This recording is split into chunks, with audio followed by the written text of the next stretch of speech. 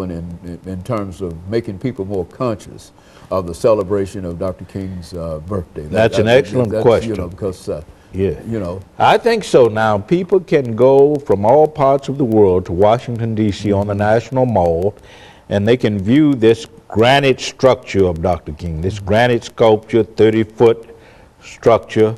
And I think it says a lot, because Dr. King is the only African American, a person of color, on that mall with a memorial. The only non-president. He's there with Thomas Jefferson, Abraham Lincoln, and Franklin Roosevelt. all right.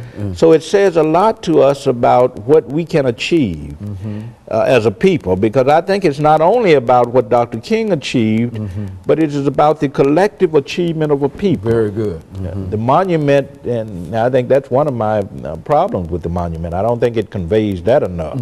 The focus is on Dr. King, but Dr. King always said that the achievements in this struggle have come because of the collective involvement of people of color and white, well-meaning white people, people of all races, people of all religions, people of all political persuasions. So I think we have to see it in that light.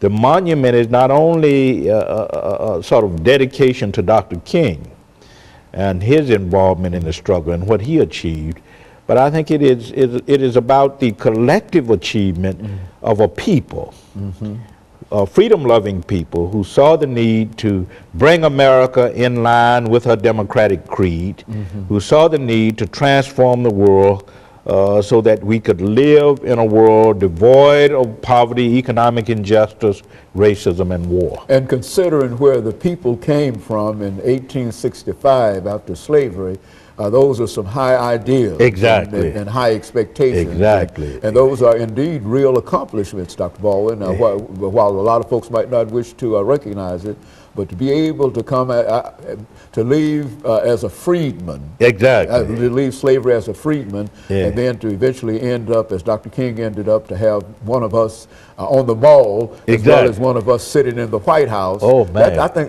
that's enough encouragement in terms of people who might not be familiar with what has been achieved and who might wish to downplay or perhaps diminish what has been achieved. I think it's a real achievement. And as a matter of fact, Dr. Baldwin, I think that it's an achievement that not many Africans recognize and take advantage of. To understand that this has been accomplished. Exactly. I think that's a great achievement. It says a lot about from whence we've come, but as we look at that, we need to keep in mind that we have a long way to go before we realize the fulfillment of Dr. King's theme. And I think that came across not only in the speech of Obama, but in the speeches that were given by Bernice King, Martin III, Andrew Young, Jesse Jackson, Al Sharpton. They were all talking about, even as we look back, we need to look forward. We look back at what King gave us, what he did, what he accomplished, but we also need to look forward in terms of what we might do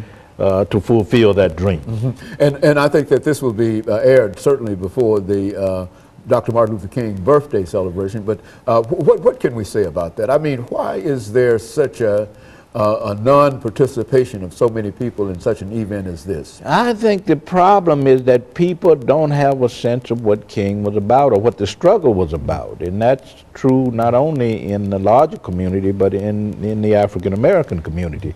I think we all need to work through our institutions, the churches, the schools, the family, to bring people to a greater sense of what this struggle was all about in the 1950s and 60s. And once people get a sense of what that struggle is all about, they'll understand better what the national holiday is all about. It's about not only celebrating what happened then, but also devoting ourselves to continuing Dr. King's unfinished work. And I think that's the unfortunate part of it. We have done a poor job of getting across the history of the movement and what that movement means in terms of the continuing challenge that we face. Very good. Of course, Dr. Baldwin, let me thank you for bringing that excellent information to us today, and I'm sure that our audience appreciates that. And let me encourage our audience to tune in again next week for another informative edition of Comments. Thank you and good morning.